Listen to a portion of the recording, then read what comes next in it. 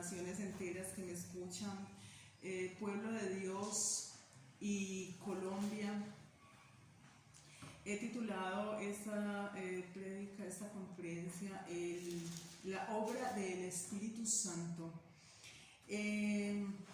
La palabra en el libro de Génesis, esta palabra significa nacimiento, comienzo. Este libro contiene los registros de la creación, el jardín del Edén, los antediluvianos o las personas que vivieron antes del diluvio, el diluvio, la torre de Babel, la dispersación de las razas y las vidas de los patriarcas.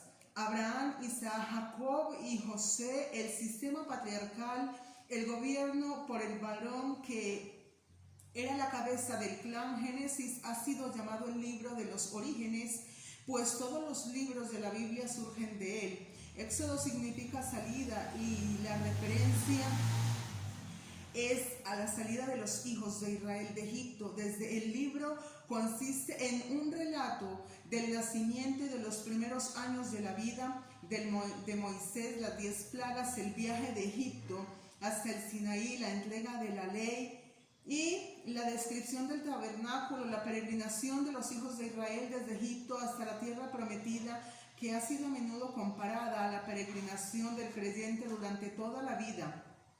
Los primeros 17 versículos del capítulo, ellos contienen los 10 mandamientos, los cuales son la base del código moral de la civilización. Levítico, este libro nos muestra que se deriva de Leví, el nombre de uno de los hijos de Jacob. La tribu que descendió de Leví fue la tribu sacerdotal, la cual se le encargó a llevar a cabo a los ritos y ceremonias de los sacrificios y la enseñanza de la ley de Moisés. El libro nos da el ritual que se usaba en los servicios del tabernáculo y describe los deberes de los sacerdotes. El libro Números se deriva del hecho que los hijos de Israel fueron contados 2 veces.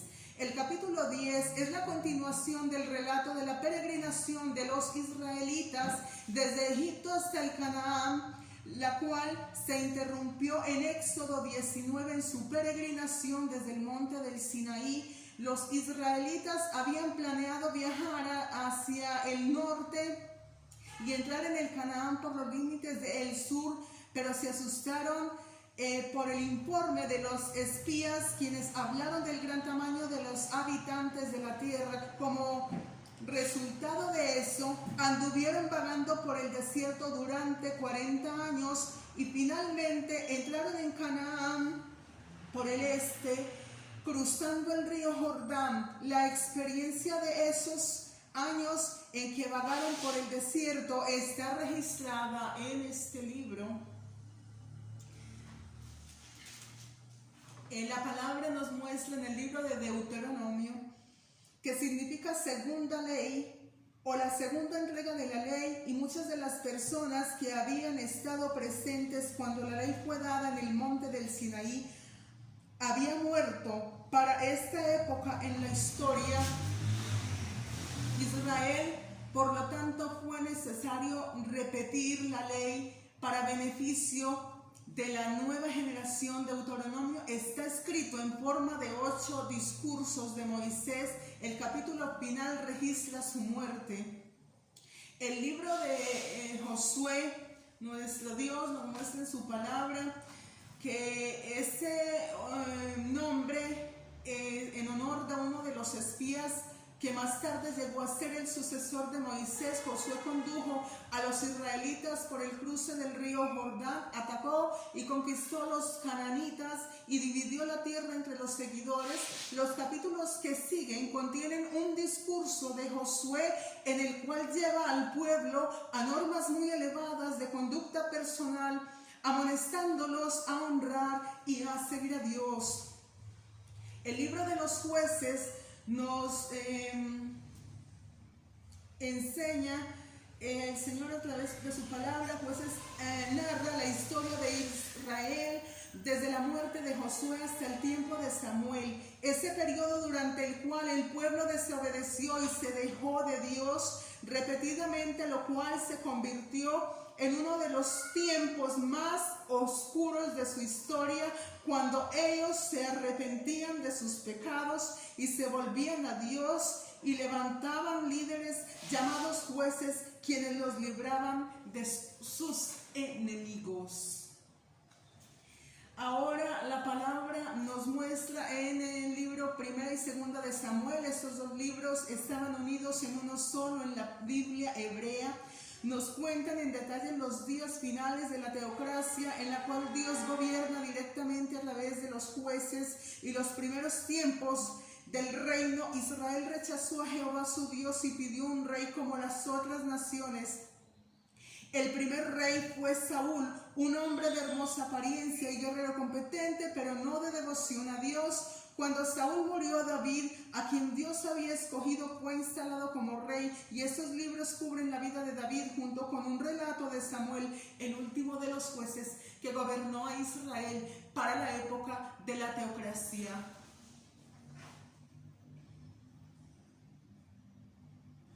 Los dos libros de Crónicas duplican en un sentido los libros de Samuel y de Reyes. Estos últimos escritos se cree que vienen de una fuente del reino del norte, y los dos libros de Crónicas de una fuente del reino del sur. Crónicas hace énfasis en la historia de Judá y la adoración del templo. El libro de Esdras nos da un relato del regreso de algunos de los exiliados de la cautividad y la reedificación del templo. La tarea reedifica el lugar de adoración llevada al cabo de un ambiente de hospitalidad y paganismo que fue demorada también por la frialdad espiritual del pueblo. Y aunque mayormente el libro de Nehemías de naturaleza biográfica, el libro de Nehemías es el último de los libros históricos del Antiguo Testamento, cooperó del rey Artajerjes. Nehemías disfrutaba de una vida lujosa, pero después de enterarse de las condiciones que existían en Jerusalén, renunció a esa vida para regresar a la ciudad de sus antepasados a fin de reedificar los muros, y un hombre de acción que fue también un líder de la mucha firmeza. Bajo Nehemías se llevaron a cabo muchas importantes reformas religiosas, y así también como a nivel social. La palabra nos muestra en el libro de Esther que registra las liberaciones de los judíos experimentadas en su historia. Los descendientes modernos de los judíos leen este libro durante la fiesta de Purim en memoria de aquella liberación. Esther es una joya literaria que se lee con interés y deleite tanto por los jóvenes como por los adultos, y nos ofrece un buen ejemplo de la providencia de Dios, quien predice lo que va a ocurrir y que cuida de sus hijos. El libro de Job, muchos consideramos a Job como una de las piezas literarias más antiguas que existen. El patriarca Job, un hombre justo, de repente sufre la pérdida de sus propiedades y uno por uno a todos sus hijos, y como si esto fuera suficiente, no fuera suficiente, él mismo fue arrojado en un sufrimiento terrible. Este libro está dedicado a la discusión filosófica del sufrimiento entre Job y sus amigos. Los amigos le acusaban diciéndole que, de acuerdo con las leyes de la naturaleza, el sufrimiento viene como un resultado del pecado. Job insiste en afirmar que él es bueno y que el sufrimiento debe tener otro propósito, y los últimos capítulos nos dicen de qué modo su prosperidad le fue restaurada.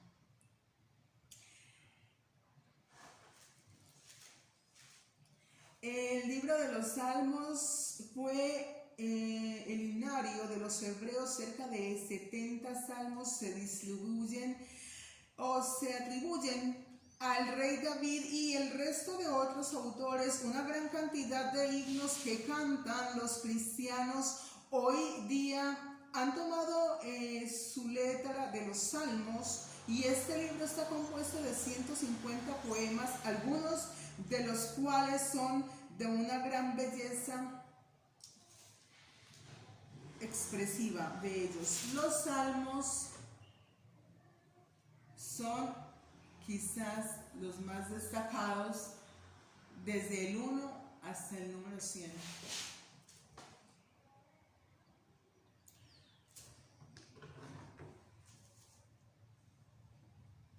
Un proverbio es una oración corta que comunica una verdad moral en una forma concisa y aguda.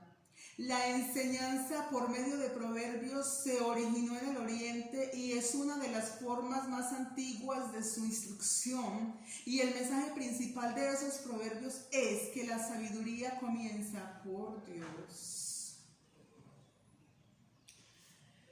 Eclesiastés significa el orador o el predicador, y este libro parece haber sido escrito como un soliloquio o una persona hablando consigo misma. De acuerdo con la tradición judía, Salomón fue el autor, aunque algunos de los eruditos dicen que fue el escritor en una época posterior. La palabra vanidad, que aparece muchas veces en el libro, significa transitorio o pasajero. Cuando el autor dice que todas las cosas son vanidad, quiere decir que se acabarán. El último capítulo citado, muy frecuente, es muy interesante e instructivo para referencias simbólicas que se refieren a las diferentes partes del ser humano.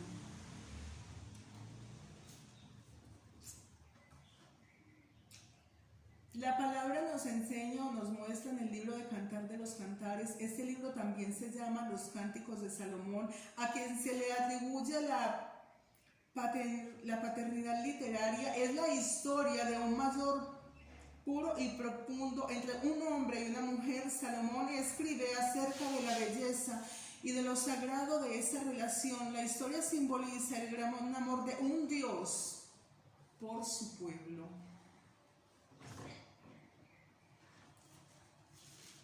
Quiero que en el libro de los Hechos de los Apóstoles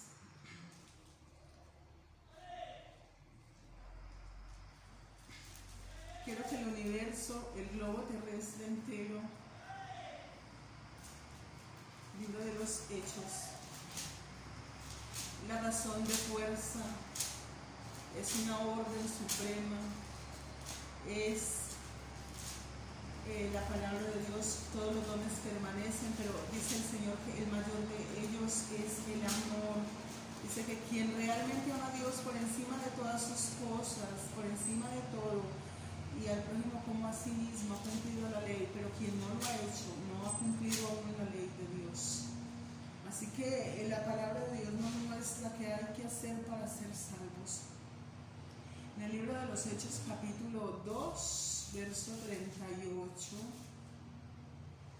Pedro les dijo: arrepentíos y bautícense cada uno de vosotros en el nombre de Jesucristo para el perdón de los pecados, y recibiréis el don del Espíritu Santo, porque para vosotros es la promesa, y para vuestros hijos, y para todos los que están lejos, para cuantos el Señor nuestro Dios llamare. Y con otras muchas palabras les testificaba y les exhortaba, diciéndoles: sed salvos de esta perversa generación.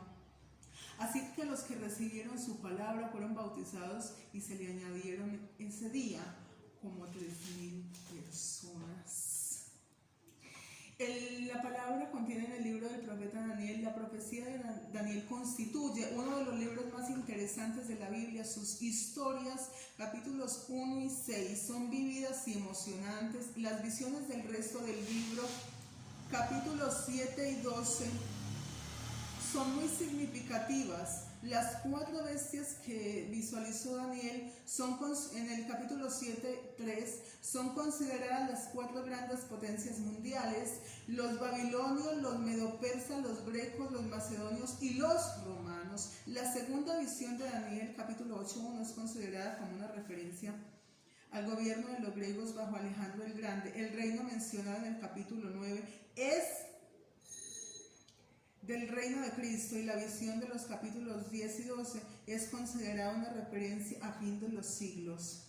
El mensaje del profeta Oseas fue dirigido principalmente a Israel. Los primeros 3 capítulos nos dan un relato de los problemas domésticos de Israel, que tienen el propósito de mostrarnos los pecados de Israel y el amor de Dios. El resto del libro contiene denuncias contra el pueblo por su idolatría y por su pecado.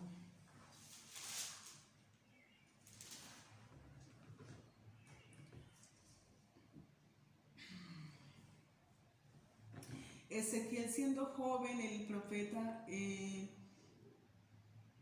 fue llevado en cautividad 11 años antes de la destrucción de Jerusalén. El tema de su profecía es especialmente la destrucción de Jerusalén, el juicio sobre el pueblo y finalmente el regreso de los exiliados y el futuro glorioso de Israel.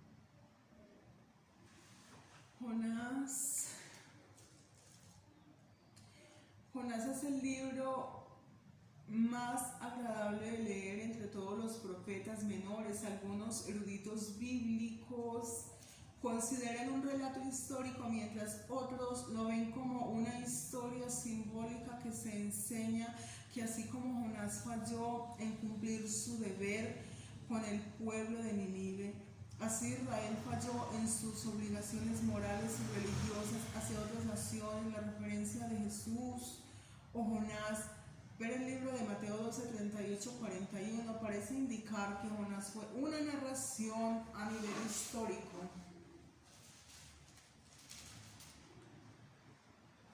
El libro de los Romanos, Pablo estaba en Corintio en el año 58 después de Cristo, cuando escribió esta carta a los cristianos que viviría en la capital del Imperio Romano, considerado por muchos romanos.